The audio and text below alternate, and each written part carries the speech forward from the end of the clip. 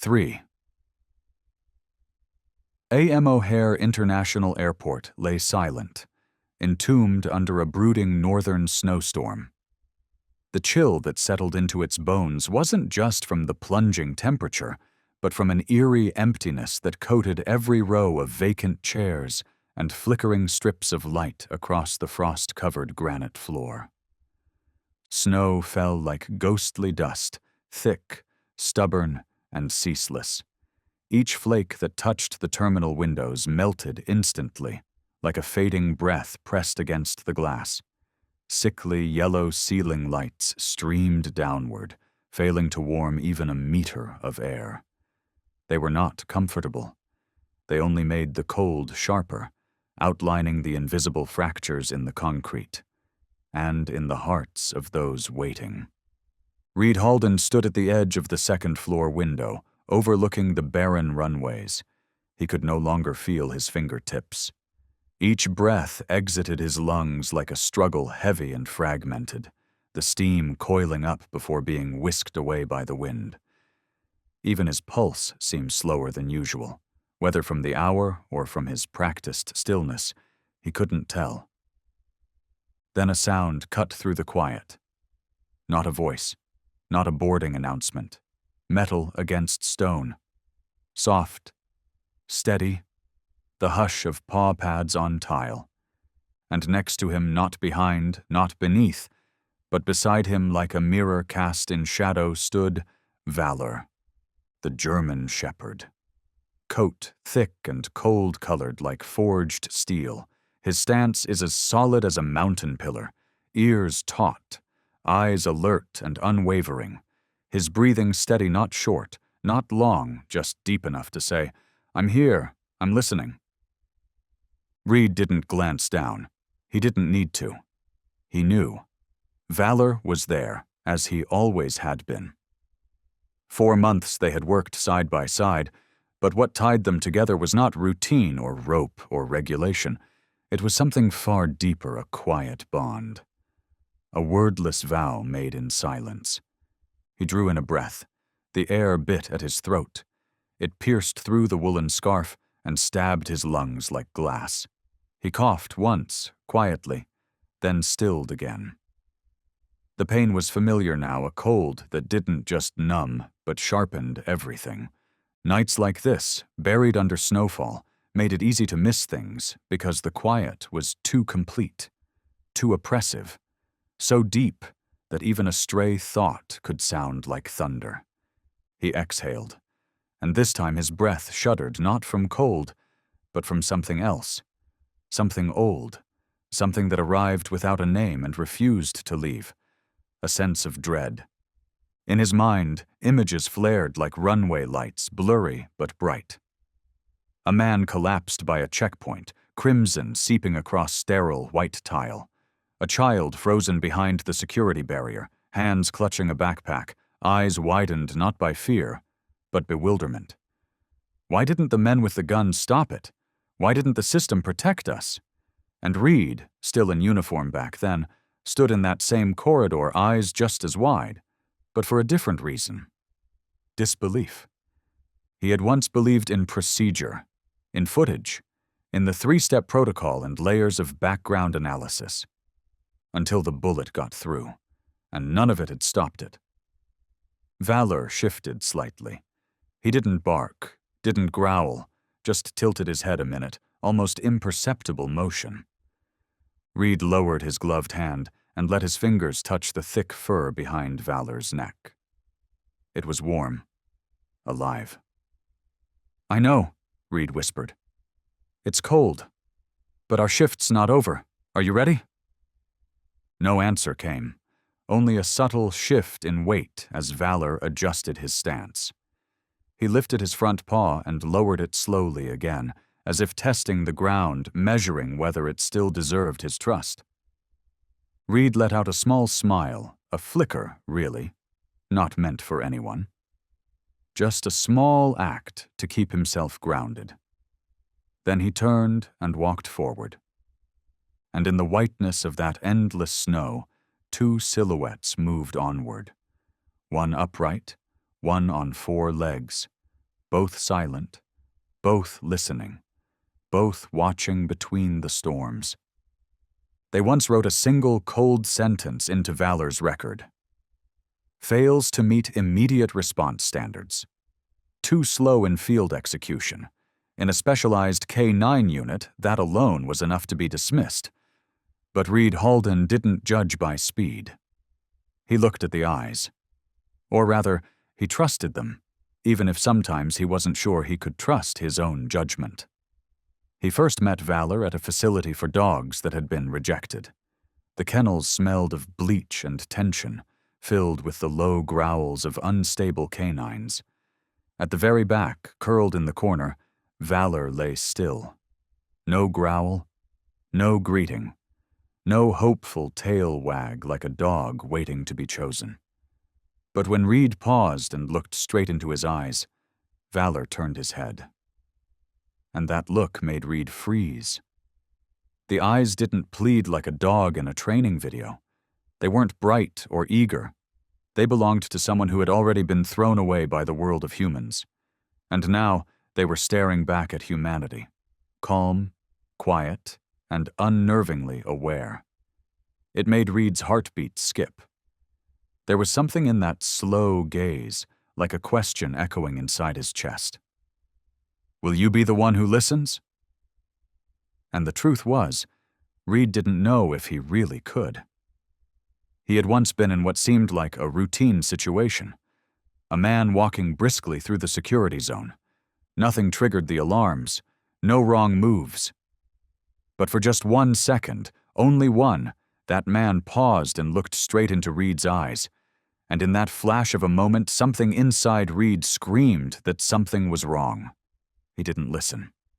Everything that came after moved like fast-forwarded footage. The man had explosives. Part of the terminal was destroyed. People died.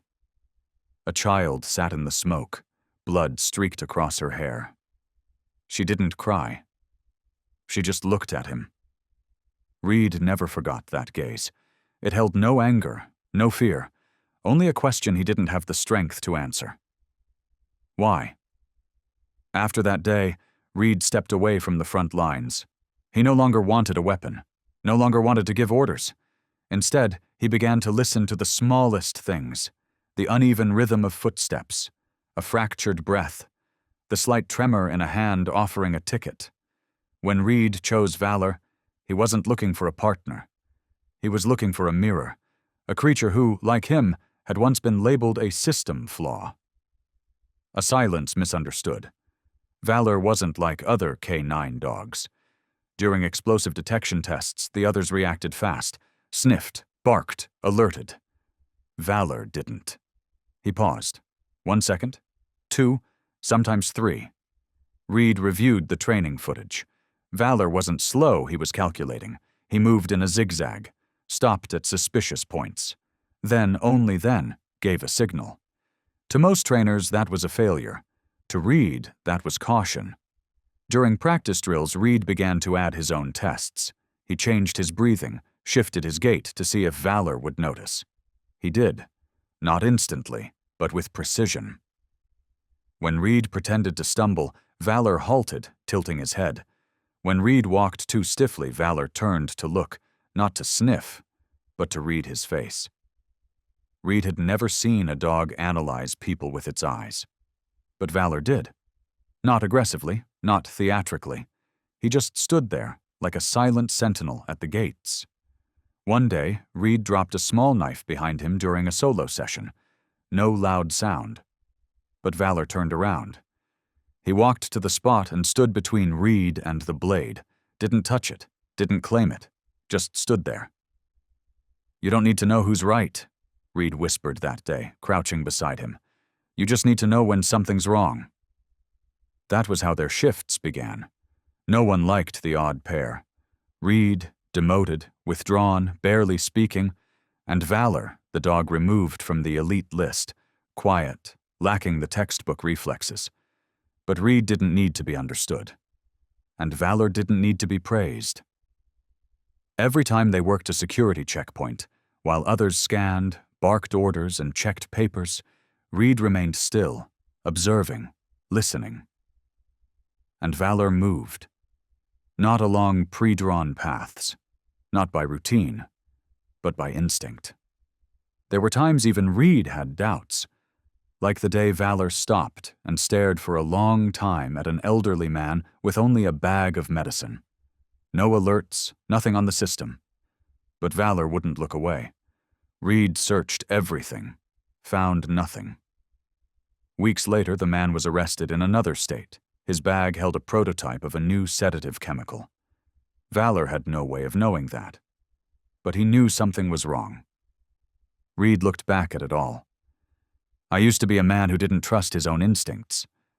And Valor was the only reason he never made that mistake again. It was nearing 4 a.m. at Checkpoint 7 when the first few footsteps echoed into the quiet.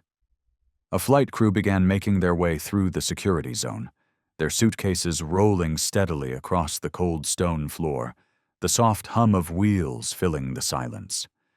Valor walked beside Reed, never pulling the leash, never stepping ahead, always keeping exactly one pace behind him, as if that precise distance was the invisible line of trust they had drawn together over time. The last in the group was a tall man with squared shoulders and a uniform pressed so perfectly it looked untouched by human hands. His shoes gleamed, polished to mirror finish, and every step he took was slow but firm, radiating a confidence that felt unmistakably military. On the name tag above his chest pocket, Malcolm Veidt, Captain. Reed gave the group a passing glance, nodding out of habit. Everything was in order, all documents checked out. No one was late, no one hesitated. It was flawless, except for Valor. Without warning, Valor stopped the moment Captain Veidt passed by. He didn't bark, didn't growl, but his ears rose, his head tilted slightly, and his eyes locked onto the pilot. Reed felt the tension on the leash in his hand, not from being pulled, but from the subtle shift in Valor's stance. He was no longer walking with Reed. He was guarding. Reed lowered his gaze, his lips pressing into a thin line. Veidt didn't look down at the dog. He walked 2 more steps before stopping. "Is there a problem?" he asked, voice low and measured, polite. Valor still didn't move. No growl, no sound, only that long, unwavering stare, the kind that made people feel as if something inside them was being weighed. Reed didn't answer right away. His hand tightened slightly on the lead. "Just a random check," he said. "Would you mind stepping through the scanner once more?" Veidt didn't object, but there was a slight delay as he turned around. A flicker of hesitation, so faint it would have passed anyone else. But it was enough to ignite Reed's instinct. The scanner beeped once and stayed silent. Nothing flagged. Veidt offered a polite smile, his expression calm and controlled. But Valor didn't let up. For 3 months, he hadn't growled once during a shift. And now, for the first time, a low, deep growl rumbled from his chest. It wasn't loud, but it was solid, deliberate, like an unspoken verdict. Something here was not right. Reed didn't say another word. He just stood there, quiet and still, one hand resting gently on the leash, the other placed on Valor's back. Beneath the thick coat, he could feel the muscles tighten, not from fear or tension, but from pure, unwavering focus. Valor didn't blink, didn't flinch, never once looked away from Malcolm Veidt. The entire terminal seemed to fall into a heavy, suspended silence. Somewhere in the distance, the intercom crackled with routine announcements, but the sound barely registered anymore. Reed glanced at the captain's nameplate once more. Nothing was off.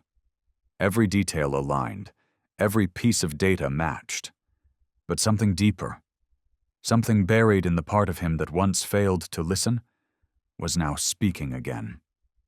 Urging, "Listen this time. Please, just listen."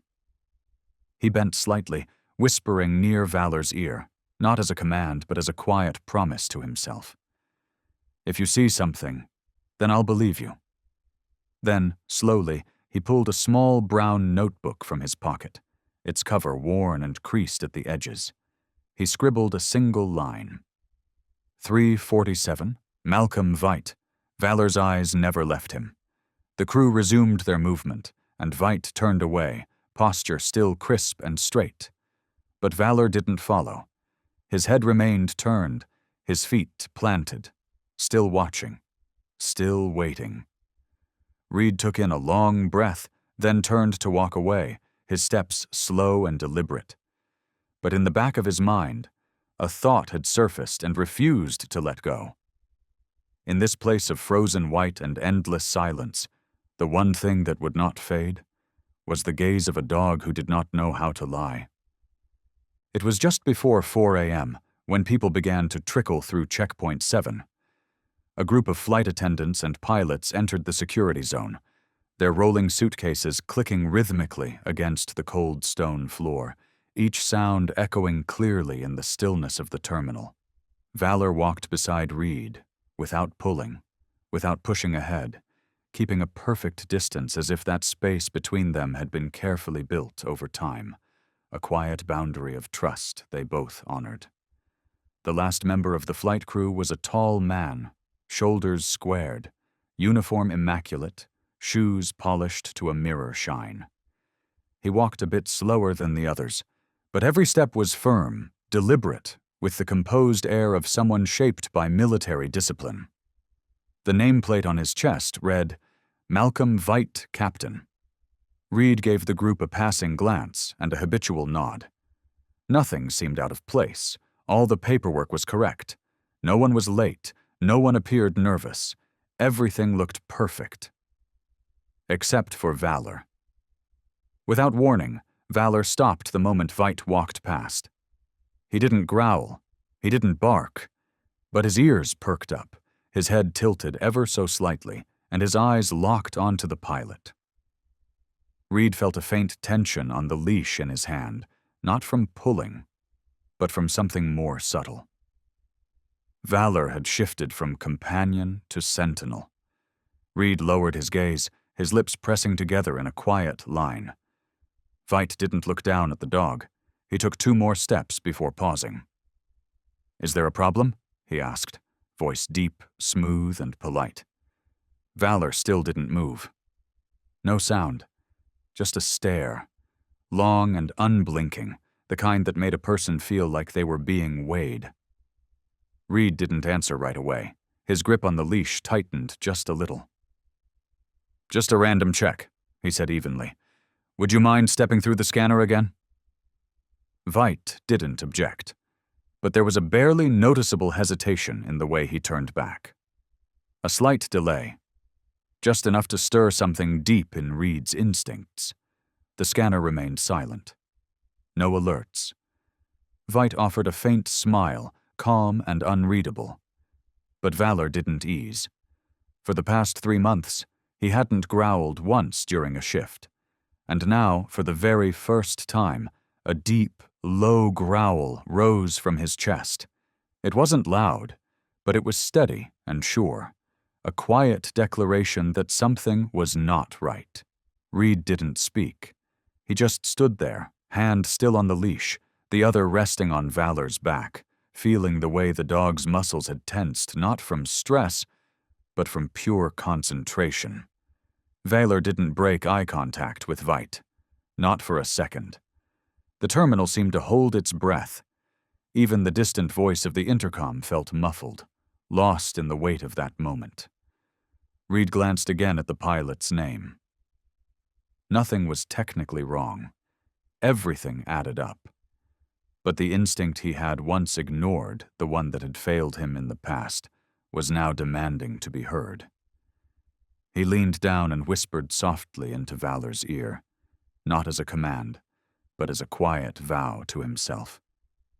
"If you see something, I'll believe you." Then he reached into his jacket and pulled out a worn brown notebook, flipping it open and jotting a single line. 3:47, Malcolm Veit. Valor's eyes never left him. The flight crew continued onward. Veit turned and walked away, posture unchanged, back straight as ever. But Valor didn't move. He didn't follow. He just kept watching, head still turned, body rooted to the ground. Reed drew in a deep breath and finally turned away, his steps slow and quiet. But a thought had begun to form inside his mind, one that would not let go. In the frozen white of early morning, in a silence too deep for words, the only thing that refused to vanish was the gaze of a dog who did not know how to lie. Reed sat at the monitoring desk, eyes on the surveillance feed as passenger information for Flight 882 began to appear on screen. Valor was seated quietly at his feet, completely still, his gaze fixed on the corridor where Captain Malcolm Veidt had just passed. There were no alerts from the system, no suspicious signals from the scanner. Something in the air had shifted. Reed could feel it, not through data, but through the steady, rhythmic panting of the dog beside him. It wasn't the breath of exhaustion. It was a signal, a quiet warning meant for the one person willing to listen.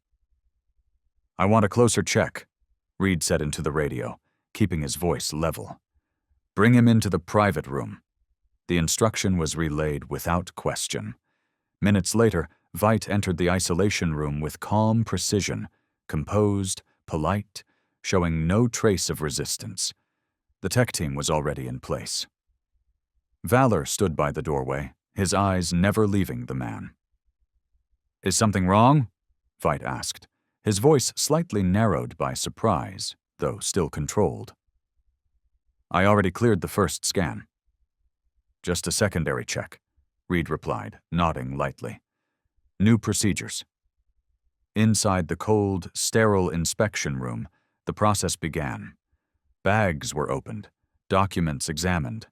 A handheld scanner traced carefully over his body and the crisp lines of his uniform jacket. Veidt remained calm, only the smallest furrow crossing his brow when a technician asked him to remove his pilot's coat.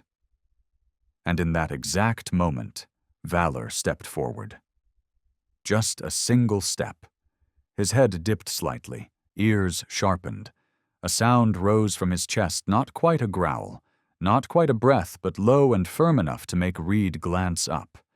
At the same time, Veidt, almost imperceptibly, recoiled, a subtle flinch, a reflexive motion of defense so faint most would miss it.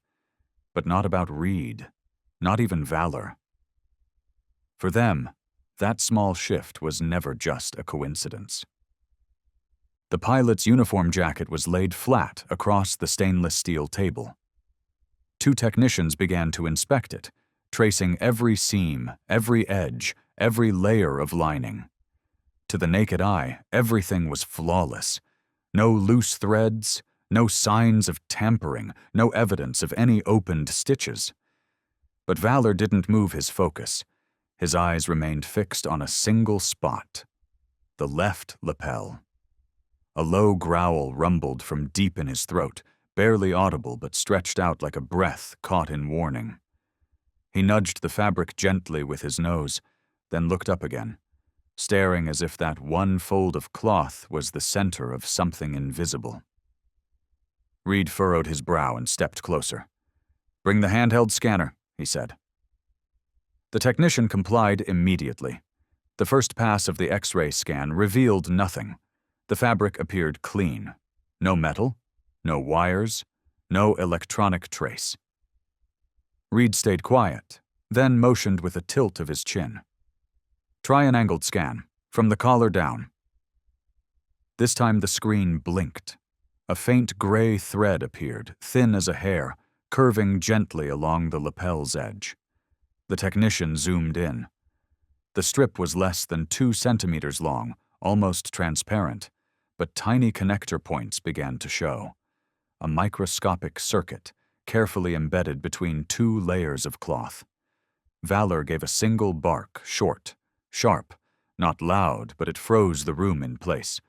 Veidt shifted slightly. He blinked twice and pressed his lips together. "Could be just a reinforcement layer," he said, voice dry. "Some high-end tailors add extra protection where the collar wears out." Reed tilted his head, gaze locked on Veight's face. Maybe, he replied, though microchips aren't the first thing that comes to mind for durability. The room dipped into a heavier silence. One of the technicians pulled out his phone and quietly messaged the digital forensics team to run a check on the serial code. Reed folded his arms across his chest, his eyes never leaving the faded outline now glowing on the scan. In that moment, the perfection of the uniform had become the most suspicious thing in what was supposed to be a secure room. And still, Valor stood watch, eyes locked on the lapel. Now, Reed did the same. Reed didn't need another order. What he had just witnessed, Valor's locked stare, that single sharp bark, and the razor-thin microchip sewn beneath the pilot's lapel, was more than enough. He turned to a nearby security officer, voice firm and decisive. "We're going to search the cockpit. Call in the tactical unit to assist." The officer answered with a clear, loud reply. "Roger." He turned and moved quickly, no further explanation needed. Flight 882 was still in the baggage loading phase. Passengers hadn't begun boarding. The cockpit was empty. This was their moment. The tech team and 3 security agents escorted Valor and Reed up the narrow stairwell into the aircraft. Cold air hissed through the fuselage, echoing down the tight corridor. Inside, the cabin lights glowed pale against the aluminum walls, but Valor didn't hesitate. He stepped forward with purpose, as if he already knew exactly where to go. There was no searching, no sniffing at random. He headed straight for the co-pilot's seat, then stopped.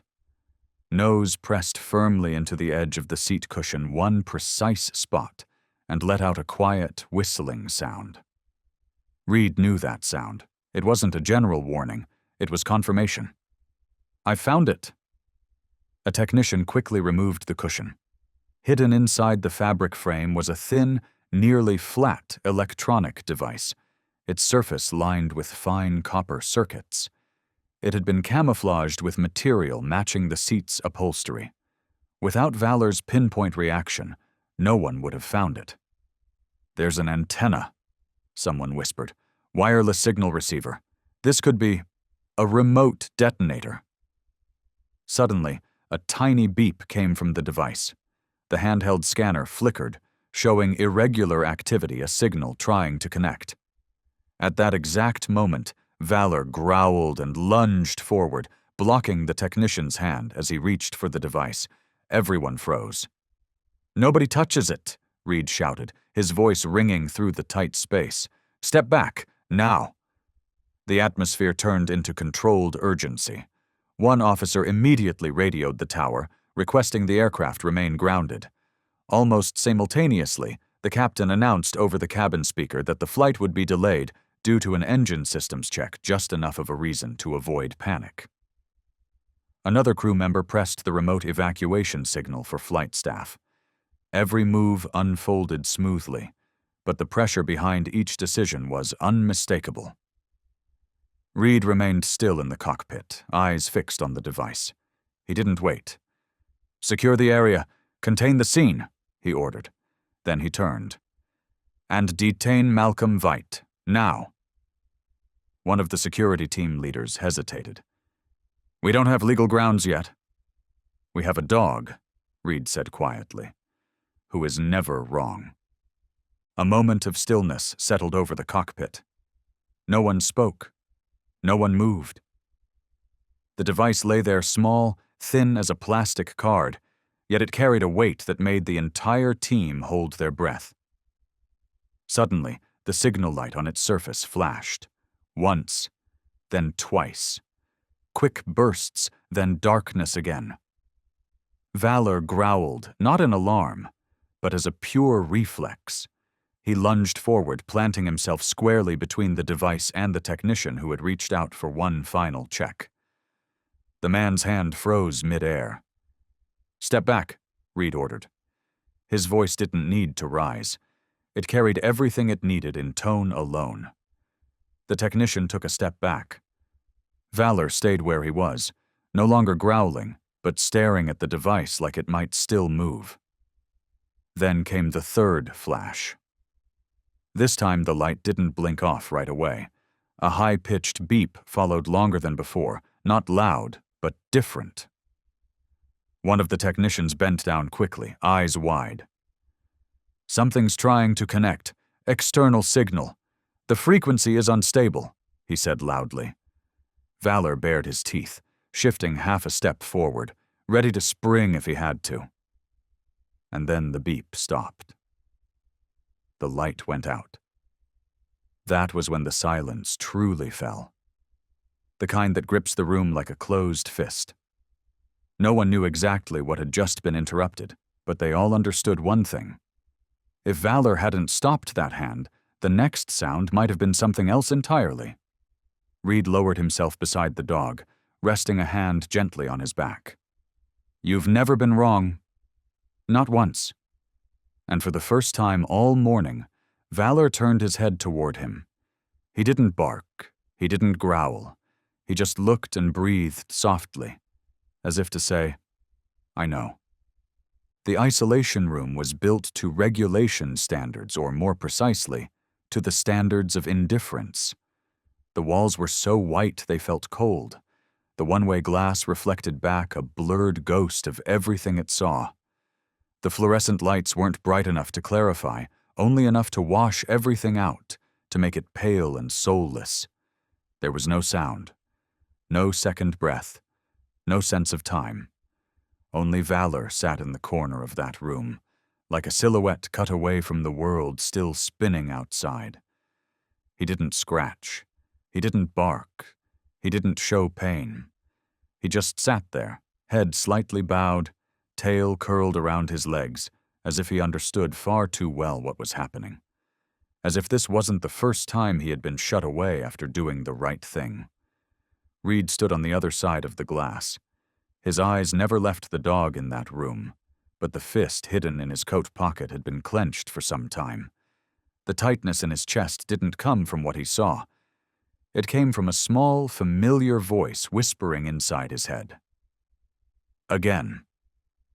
He had promised to trust Valor's eyes, and he had, with everything he had.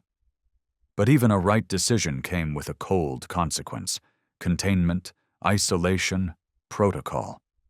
Reed stood motionless.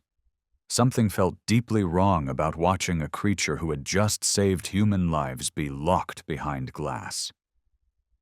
Something broke when the same eyes that stopped a bomb now stared at the floor as if apologizing for existing. He swallowed the knot rising in his throat. Not from anger at the system, but from guilt that he had once been a part of it, that he had once believed everything had to follow the rules. That old belief had kept him quiet for years, until Valor's gaze shattered it.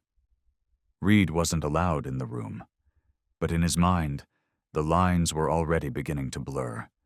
The rules that had once guided him now felt like nothing more than scratches inside his chest. He whispered something only the silence heard. "I should have done more. Sooner. Faster." And from behind the glass, Valor didn't turn. But one ear tilted faintly toward the voice he knew, as if he heard it anyway, as if he was still waiting. The storage room wasn't large, but it held enough memory to fill all the empty spaces no one dared to name. Reed pushed open the door, and the motion sensor lights flicked on, illuminating rows of shelves lined with drives, documents, and color-coded data boxes. No one had ordered him here. There were no reports due, no instructions given. But standing in this space now was the result of a dog's silence and a gaze that had asked him, without words, "Go find the truth for me." He found Valor's file under the code A/67G SK9. In the early training evaluations, the assessors noted high spatial awareness, strong situational analysis, reaction slower than average but consistently accurate. But on the final page, one line in red stood out. Disqualified, failed to meet reflex response time in emergency conditions, not suitable for a rapid response unit. Reed frowned. A cold conclusion with no context. No one had recorded what had actually happened. No one explained why a dog that had led every exam was removed after a single mission. Just one reference code. Operation S-19, Karumb Zone, March 12th. He turned to the tactical video log system and entered the code. A clip loaded. A special ops team approaching an abandoned house. Valor stayed close to the commander, Jonas Riker. They reached a wooden door. On screen, Valor slowed down, and then the footage jumped. Abruptly. Reed squinted. Something was wrong with the timeline. It skipped from 5:43:22 to 5:43:38 seconds gone. No note. No explanation. No flag for technical error. He reached for the legacy backup drive, entered elevated clearance, and restored the unedited version. The screen was black for a few seconds, then resumed right where it had been cut. Valor stood before the door.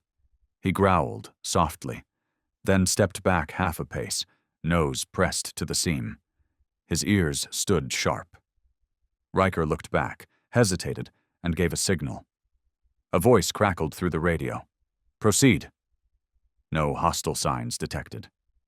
Riker hesitated again, then gestured forward. They stepped through. 15 seconds later, the door exploded. The image tore apart. The sound warped. The camera spun. The last few frames turned white. Reed took a step back. He didn't remember the mission in full, but he remembered being there in the logistics surveillance room. And he remembered with painful clarity that he had watched this exact footage, the edited version. And he had said nothing. Because back then he believed if something didn't follow protocol, it was wrong. His hand rested on the screen, trembling slightly, not from the cold, but because, for the first time in years, the truth was so stark it hurt to hold. Valor hadn't been wrong. He had seen it. He growled. He had warned them. And no one listened. No one. And worst of all, Reed had been one of them. He sat down and pulled the printed report toward him. Inside the file was one more page, handwritten, yellowed with age, Riker's writing. If anyone reads this, I need to say something. Valor wasn't wrong. He stopped, and I saw it. But I didn't want to be the one to interrupt the momentum. I didn't follow my instincts. If I was wrong, please don't make him carry the blame. Reed didn't know how long he sat there. He only remembered that when he stood up, he folded the page and slid it into his pocket. Not as a record for Riker, but as a vow for himself. And in his heart, a growl rose not from a dog, but from memory itself. Quiet, clear, and long ignored. When Reed returned to the isolation wing, the hallway was just as empty as when he had left. He paused before the glass. Valor still sat in the same corner, but his posture had shifted, head lifted, one ear tilted toward the door, as if he already knew who had come back. Reed didn't enter. He just stood there, placing his hand against the cold surface. No orders, no pressure, just presence. You gave a warning, and we didn't listen. Valor didn't move. But after a few seconds he stood up, walked forward, and sat down on the other side of the glass, silent, upright, without blame. Reed gave a slow nod. This time I didn't regret it. It was a promise. And inside that sterile, indifferent room, a dog once mislabeled and misunderstood was finally being called by his true name. Reed knew when that door opened it wouldn't just be Valor who stepped out. It would also be a man, stepping out from the past he once tried to forget. Reed returned to the isolation wing that same afternoon. He didn't stand behind the glass this time. Instead, he signed the form labeled Psychological Recovery Supervision, a bureaucratic phrase that meant something else entirely, a way to step inside, not as an officer, but as someone who had failed. The door closed behind him with a quiet, almost imperceptible click.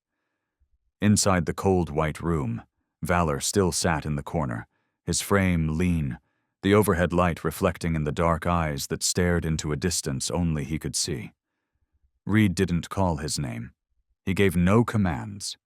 He simply walked forward, slowly, and sat on the floor just a few steps away. Between them stretched a silence, and a road that had never been traveled with words. Valor didn't turn immediately, but his ears tilted toward the sound of him. Once, then again. Valor didn't understand all the things humans said, but he understood eyes. He remembered the eyes that once looked away. He remembered the unease in their breath whenever he was locked up, and the familiar shift in the air right before someone left him behind again. But this time, something was different. It wasn't the voice. It was the breathing. As if this time, he wasn't being left. As if, finally, someone had heard the growl he'd been making all along, not with sound, but with presence. Reed reached into his pocket and pulled out the small, folded page, Riker's handwritten note. He placed it on the floor without explanation. It wasn't an excuse. It was a testimony, not for the system, but for a living soul who had been misjudged for far too long. "It wasn't your fault," Reed said softly. "It wasn't Riker's either. It was ours, the ones who heard but never listened." Valor rose from the corner. He stepped forward slowly, not crouching, not licking hands. He simply lifted his head and rested his chin on Reed's knee. A quiet period at the end of a sentence. A forgiveness that needed no words. And in that silence, Reed understood something with absolute clarity. He hadn't just walked into this room, he had stepped out of a part of himself. A part that had once doubted, hesitated, refused to trust instinct in himself and in the creature now beside him. But now all of that had been replaced by the only thing that mattered: unconditional trust. Trust, once restored, no longer needs barriers. And from that moment forward, Reed knew one thing for certain. If Valor growled again, he wouldn't wait for confirmation. 2 days later, they were called back to the evidence room, the place where overlooked traces were kept, the kind most people had long since stopped noticing. The basement of the National Security Center was always colder than any other part of the building. Not because of the temperature, but because the air down there held everything that had once made people lose faith. Reed stepped in with Valor beside him. No leash, no commands. Just a steady, silent walk in sync. A technician pointed toward a brown leather bag resting inside a sealed tray. This was with Veit at the Istanbul airport, but the man carrying it wasn't flagged. Clean record, no one paid attention, until the recordings were re-reviewed. Valor didn't glance at the screen replaying the surveillance footage in the background.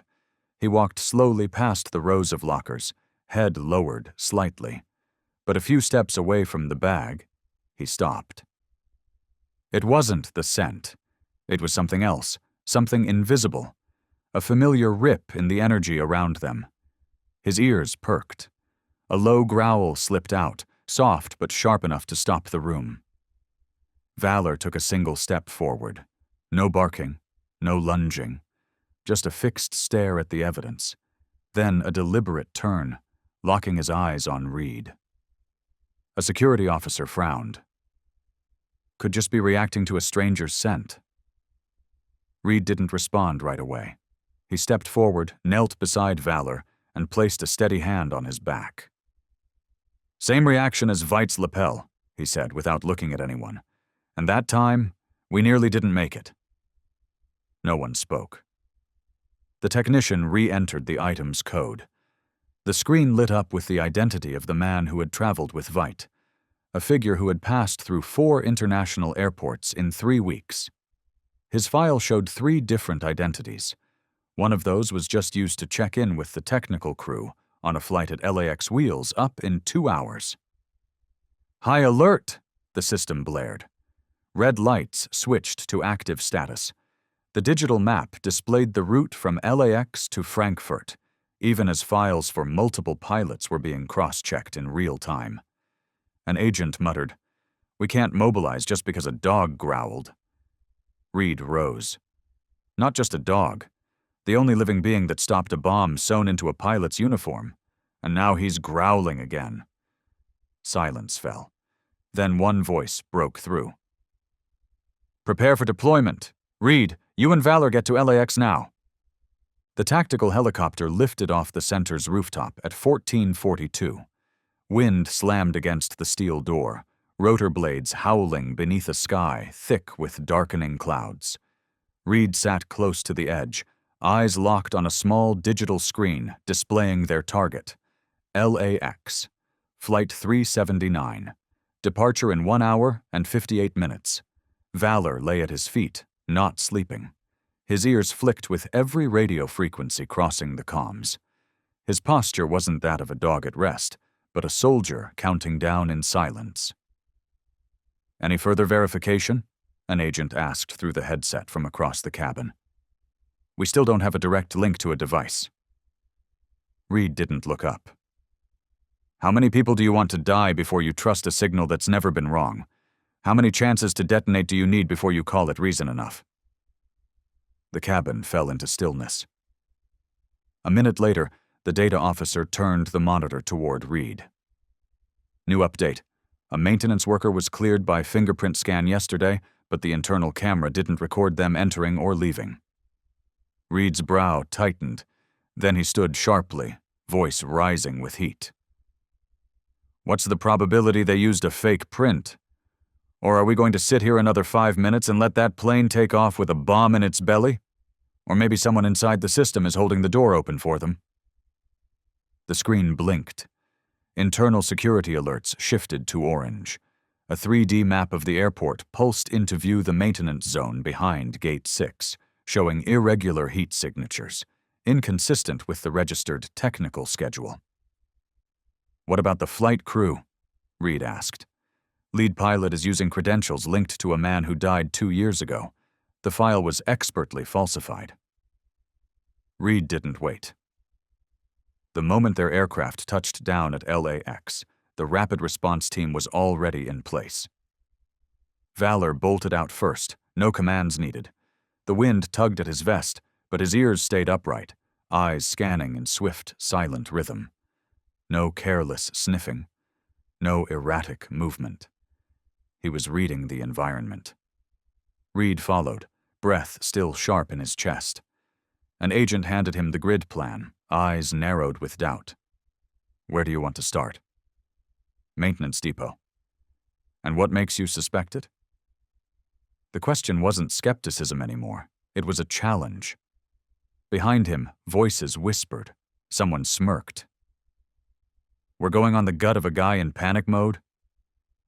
Reed didn't answer immediately. He looked toward Valor. The dog stood frozen near the iron gate, body taut, gaze locked on a rusted hinge like it was a trigger. "No proof needed," Reed said, turning back, voice sharp as an order. "Because if you wait for another report before you act, that plane will be halfway across the sky when the bomb goes off." The team fell quiet. A breath later, unwilling to argue further with a man already burning from the inside, the unit commander exhaled. "Have it your way." A signal nod passed down the line. The gate opened, and Valor was the first one through. In the minutes that followed, no one said a word. They exited the maintenance depot as if walking away from a place where something could still explode, buried beneath an ordinary coat of paint. But Reed knew something else was still waiting to detonate. And Valor, whose eyes refused to leave the shadowed corner of the hallway, was the silent proof of that truth. The very next morning, a full investigation into Veidt's identity was launched. Not because of protocol, but because a dog had refused to look away. "No match," a low voice echoed in the analysis room. The main screen glowed orange with a warning. Lines of data slid across the display as if slipping out of control. "Malcolm Veidt," bold on the search bar, didn't match any biometric profile in the global security database. Reed stood behind the glass partition, arms folded. He wasn't surprised. No one with eyes like Veit's was just a commercial airline pilot. But what sent a chill through his spine wasn't what they found. It was what they didn't. No erased records, no transfer logs. It was as if the name had never existed. "Wait," one of the cybersecurity techs said, turning a secondary screen. "We've got a fingerprint match to an old military file. Different name." The text lit up. Lucas Stendahl, former tactical pilot listed as missing in action during an undisclosed operation in Eastern Europe over 12 years ago. "He was declared killed in action," the technician added. "But looking at this image now..." Reed stared at the faded military photo as it loaded. There was no mistake. This was the man Valor had growled at in the hallway. But something even more unusual appeared. A secondary file code surfaced beneath Stendahl's name, tagged with the classification, Biological Interface, Special Application Transfer Program. "What is this?" Reed asked, stepping closer. The technician shook his head. "That's an isolated access designation. It's tied to experimental or off-grid training programs pulled out of standard defense oversight. The managing unit is a civilian contractor under biological research. No audit trail." "You're telling me," Reed said slowly, leaning in, "Lucas was part of a program the government doesn't even control?" "Can't confirm," the tech replied, "because technically, it doesn't exist." Reed fell silent. Valor designation VX-21 had also been linked to a project structured just like that. One man who disappeared, one dog who was discarded. And now both converge on the same point, a metal lunchbox carrying a bomb. No one knew where Stendahl had been for more than a decade, but one thing was certain: someone had brought him back, and they wanted him to be seen. Reed didn't sleep that night, not because of the explosive device, not because of the tense meeting with high-ranking command, but because of the last look in Valor's eyes, a gaze that wasn't focused on the danger in front of them, but on something else entirely. Something no one had yet dared to name. The next morning, he requested a full re-examination of Malcolm Veit's identity, and only a few hours later, he received something he wasn't sure whether he had feared or hoped for. That name had never existed. The interrogation room sat deep beneath the ground, lit by cold fluorescent lights that spilled harshly across tile. Reed entered, Valor just behind him. The dog moved slowly, but with purpose. Each step seemed to carry the weight of memories that hadn't yet been given names. Lucas Stendahl, the true identity of the man once known as Malcolm Veit, sat leaned back in a metal chair, hands lightly cuffed to a support bar. He didn't resist. He didn't speak. He just stared into the empty space ahead as if the most terrifying part had either already happened or was still coming. Reed pulled out a chair and sat across from him. He didn't start the recorder, didn't read any rights. He asked one question. "Who are you working for?"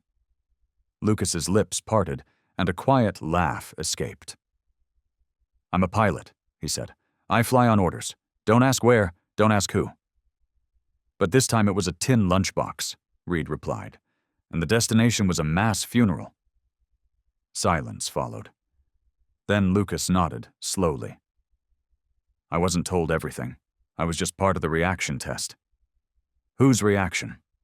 Lucas looked up. "The system. You. The ones who still believe protocol is the final barrier." Reed turned his eyes to Valor. The dog sat beside the door, head slightly tilted, ears alert. No growling, no blinking. "I heard that name before," Lucas murmured. "Ascension. Only in encrypted audio logs. No real names at the northern facility, just numbers." Reed spoke softly. "Level 2? Lucas looked up again, and for the first time his eyes flinched. They said, "If you've never been through Level 1, you can't understand what Level 2 really is." When Reed laid the folder with the organization's insignia on the table, Lucas drew back slightly. He claimed he didn't know. But Valor let out a low growl. Not violent, not loud. Just a subtle resonance, like a blade sliding through silence. Reed didn't glance at him. He simply told Lucas, "He's never reacted without reason." Lucas drew a deep breath, his fingers curled tightly around the chair. "I didn't build the device. I just carried it. They summoned me. Send the signal." "From who?" Lucas hesitated, then whispered, "Not human." Reed narrowed his eyes. "What does that mean?"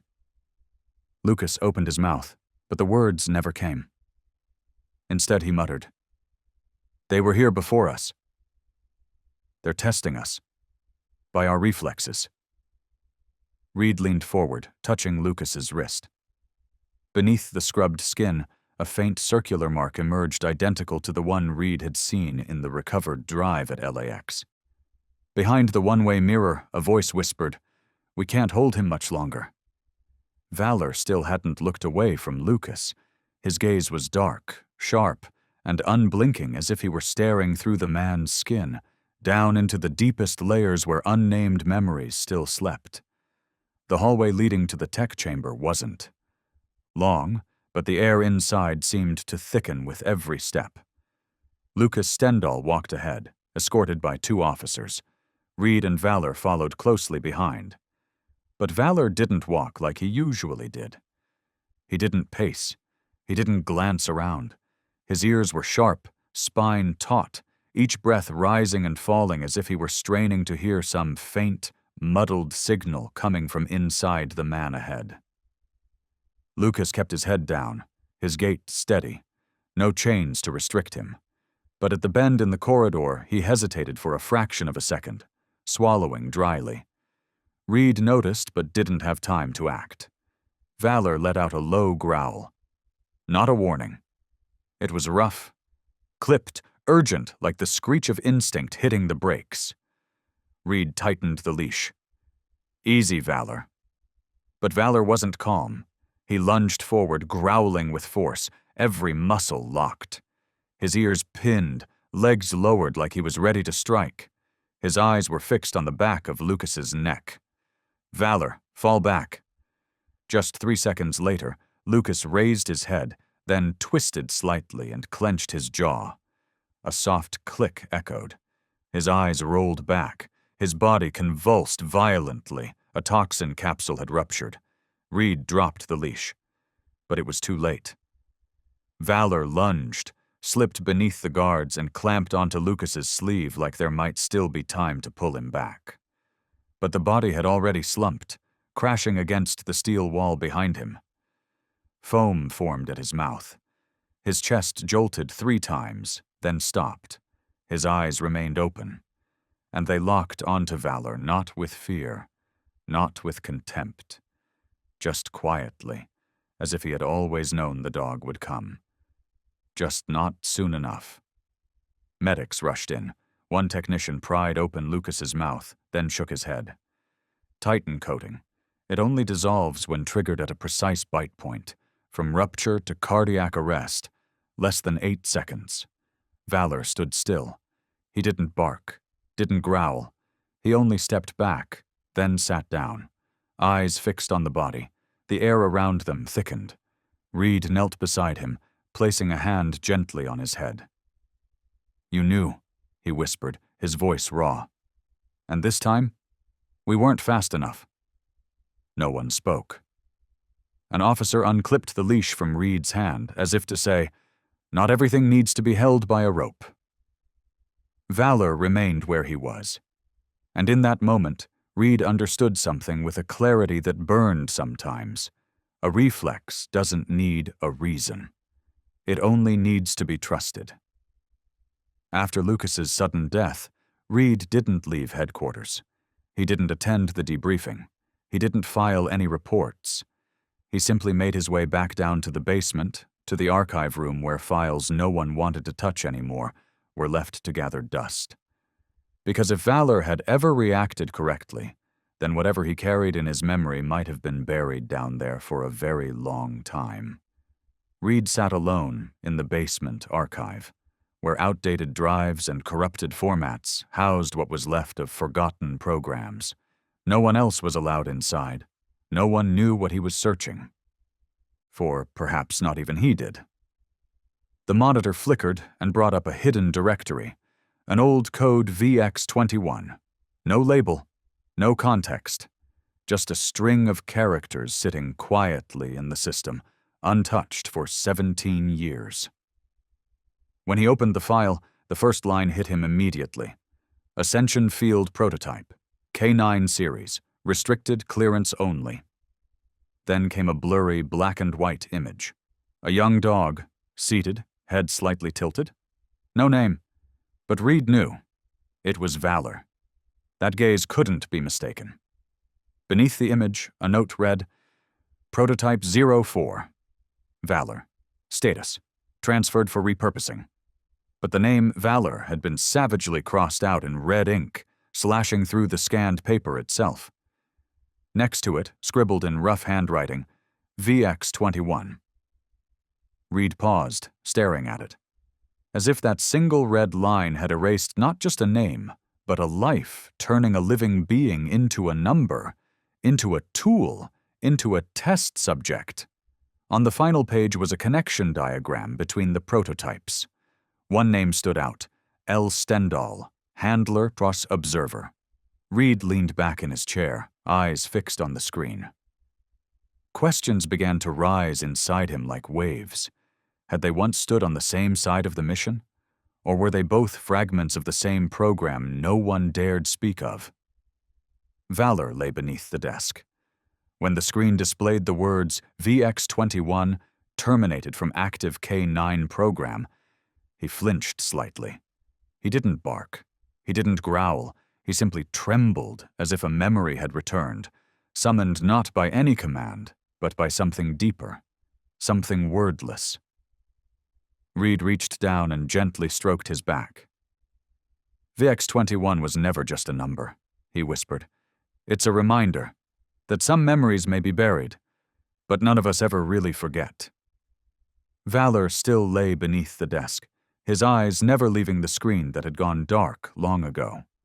But in that quiet, Reed knew something had awakened. Not the dog himself, but a fragment of memory, crossed out from history, but never truly erased from the living soul that carried it. That night, Reed didn't sleep.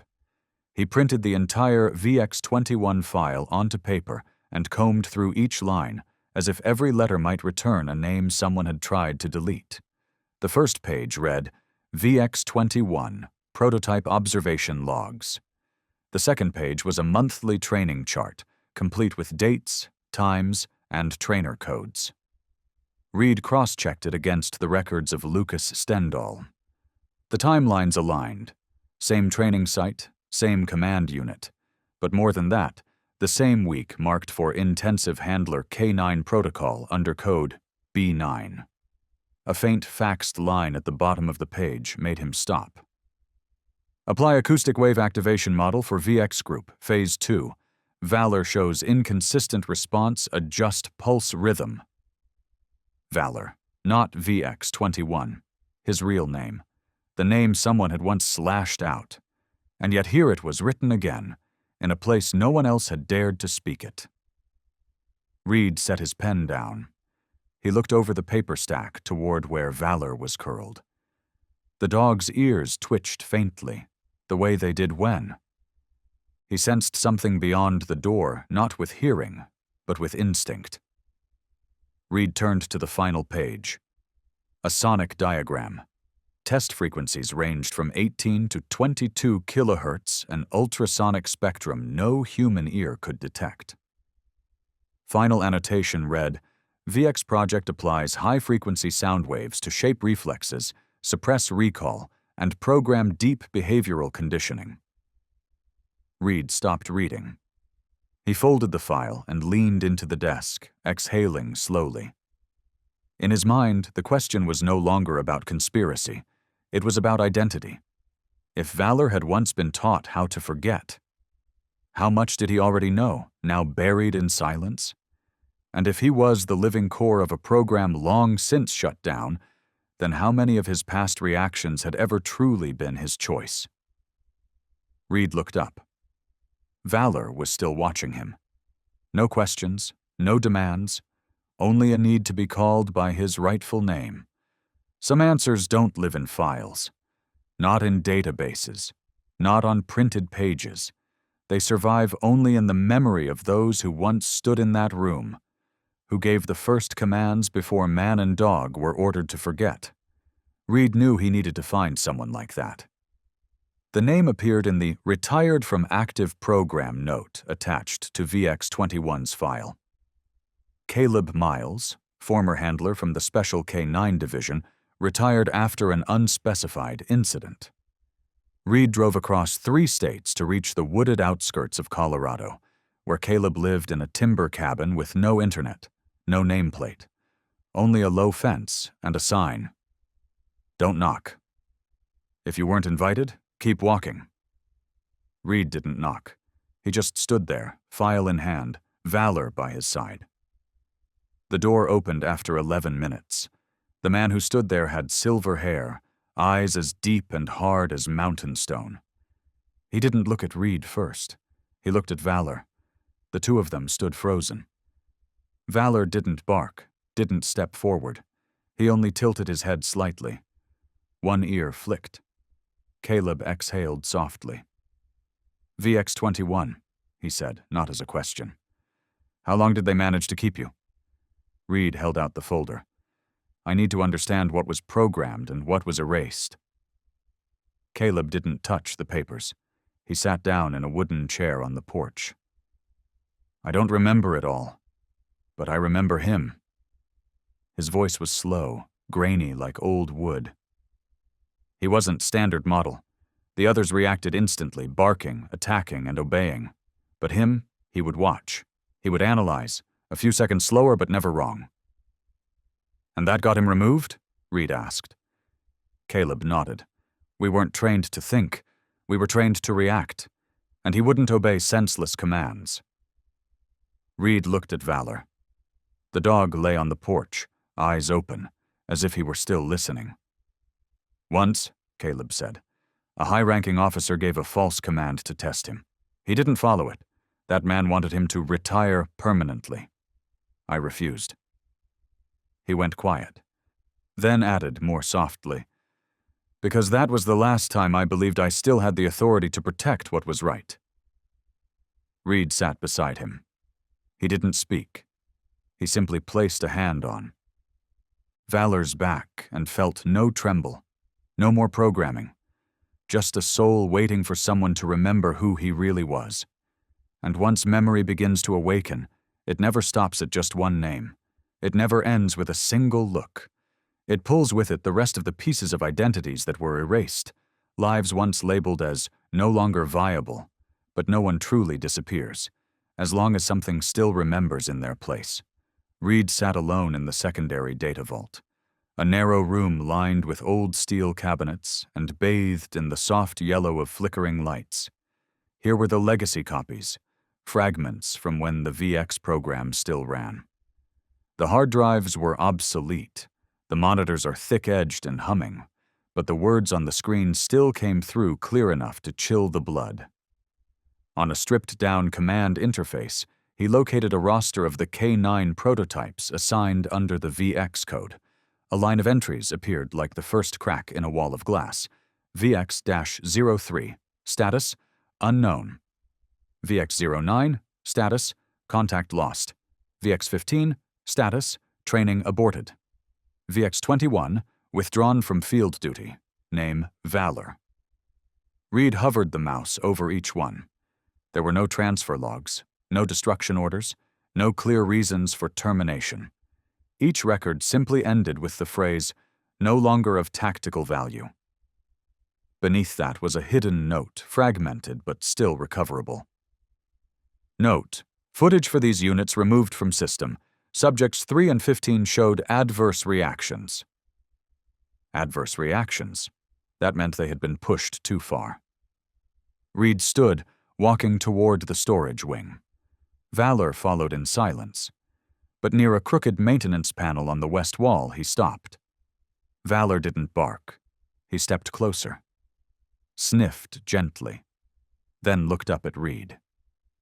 Reed reached forward and carefully loosened the panel. Behind the dust and tangle of wiring was a slim opening, just wide enough to fit something flat. He reached in and pulled out a photo. Black and white. Faded. The edges frayed, but the image was clear. 4 German shepherds sat in a perfect line. Each wore a collar marked VX-03, VX-09, VX-15, and VX-21. Behind them stood 2 men. One was Lucas Stendhal Younger, in uniform, his gaze off camera. The other man's face had been scratched out, not blurred, not redacted. Scraped clean, as if someone had taken something sharp and carved him from memory. In the bottom left corner of the photo, a small smear of dried blood, deep brown, slightly spread. Reed said nothing. Valor stared at the image. His ears sank slightly. No growling, no whimpering. But his eyes didn't blink. Reed sat down beside him. "You know who's missing from this picture, don't you?" Valor didn't answer, but the look in his eyes told Reed more than any file ever could. This wasn't the first time he had seen it. Reed stood again and returned to the panel. Inside was a small folded note. He opened it. Scrawled in faint pencil. VX-09 refused command. VX-15 showed intense emotional response. Not a programming error, it was identity. Reed clenched the paper in his. Hand. This wasn't a tactical issue anymore. This was life-conditioned, then discarded.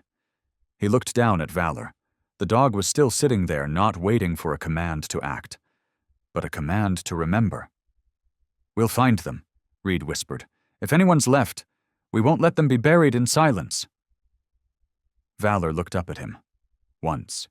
Slowly, but with certainty. Reed didn't need a detailed map to find the way. The faded photograph from the archive had given him all the coordinates he needed. A string of numbers barely visible in the bottom corner of the image, printed just beside the smear of dried blood. Bravo 7 base lay more than 20 miles from the nearest town. Deep in the woods. No cell signal. No signs. Only wind, rotting leaves, and the ancient trees that had once cast shadows over things no one wanted to speak of anymore. The vehicle rolled to a stop in front of a rusted iron gate. The barbed wire was still there, but brittle and frayed. A broken sign leaned to one side. "No trespassing. Military property." Reed said nothing. Valor had already stepped out before him. The dog stood at the gate, as if waiting for someone to open it, not out of fear, but in respect for a memory still hanging between the iron bars. The gate creaked open with a dry snap. Cold wind swept through. Inside, the compound was a ruin of forgotten intentions. The command center had collapsed in on itself. The training yard was overgrown with weeds, and a row of sealed audio rooms lined one wall like ghosts left behind. Valor didn't run. He moved slowly, deliberately, as if every square foot of ground remembered something. Reed walked beside him. They stopped in front of a green-painted steel door, its paint peeling, the audio testing room. Inside, the old tape machines still sat where they had always been. Dust coated every surface, but the shapes remained intact. On the desk lay a cassette marked VX-P04, internal only. No one had touched it in years. But Valor sat down. Right in the center of the room, facing the silent screen, as if he had always known this was where he needed to be. Reed exhaled slowly. His fingers trembled as he picked up the tape, not from the cold, but from the knowledge that this recording might be the last. 3. A.M. O'Hare International Airport lay silent, entombed under a brooding northern snowstorm. The chill that settled into its bones wasn't just from the plunging temperature, but from an eerie emptiness that coated every row of vacant chairs and flickering strips of light across the frost-covered granite floor. Snow fell like ghostly dust, thick, stubborn, and ceaseless. Each flake that touched the terminal windows melted instantly, like a fading breath pressed against the glass.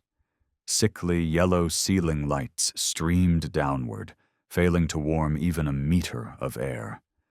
They were not comfortable.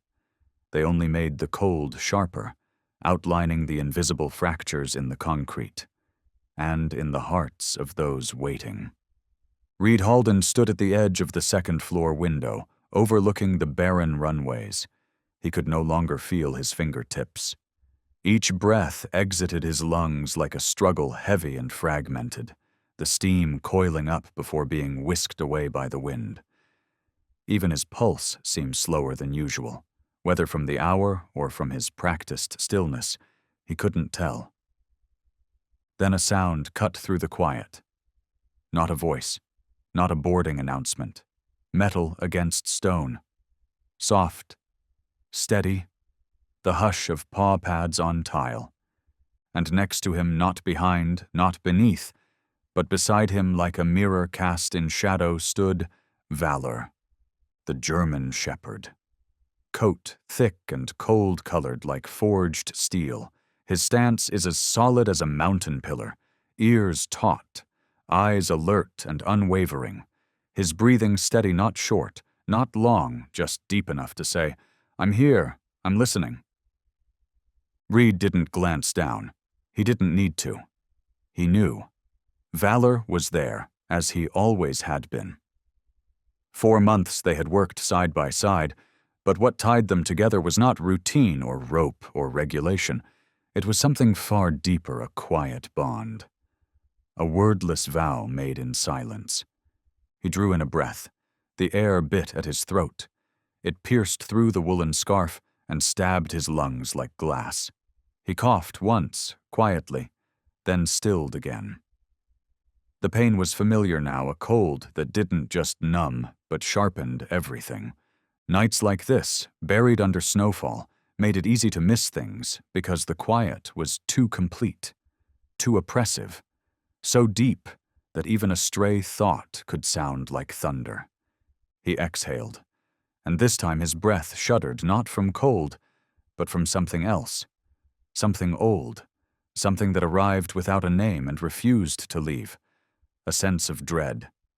In his mind, images flared like runway lights, blurry but bright. A man collapsed by a checkpoint, crimson seeping across sterile white tile. A child frozen behind the security barrier, hands clutching a backpack, eyes widened not by fear, but bewilderment. Why didn't the men with the guns stop it? Why didn't the system protect us? And Reed, still in uniform back then, stood in that same corridor, eyes just as wide, but for a different reason. Disbelief. He had once believed in procedure, in footage, in the 3-step protocol and layers of background analysis. Until the bullet got through, and none of it had stopped it. Valor shifted slightly. He didn't bark, didn't growl, just tilted his head a minute, almost imperceptible motion. Reed lowered his gloved hand and let his fingers touch the thick fur behind Valor's neck. It was warm, alive. "I know," Reed whispered. "It's cold, but our shift's not over. Are you ready?" No answer came, only a subtle shift in weight as Valor adjusted his stance. He lifted his front paw and lowered it slowly again, as if testing the ground, measuring whether it still deserved his trust. Reed let out a small smile, a flicker, really, not meant for anyone. Just a small act to keep himself grounded. Then he turned and walked forward. and in the whiteness of that endless snow, two silhouettes moved onward. One upright, one on four legs, both silent, both listening, both watching between the storms. They once wrote a single cold sentence into valor's record. Fails to meet immediate response standards. Too slow in field execution. In a specialized K-9 unit, that alone was enough to be dismissed. But Reed Halden didn't judge by speed. He looked at the eyes. Or rather, he trusted them, even if sometimes he wasn't sure he could trust his own judgment. He first met Valor at a facility for dogs that had been rejected. The kennels smelled of bleach and tension, filled with the low growls of unstable canines. At the very back, curled in the corner, Valor lay still. No growl, no greeting, no hopeful tail wag like a dog waiting to be chosen. But when Reed paused and looked straight into his eyes, Valor turned his head. And that look made Reed freeze. The eyes didn't plead like a dog in a training video. They weren't bright or eager. They belonged to someone who had already been thrown away by the world of humans. And now they were staring back at humanity, calm, quiet, and unnervingly aware. It made Reed's heartbeat skip. There was something in that slow gaze, like a question echoing inside his chest. Will you be the one who listens?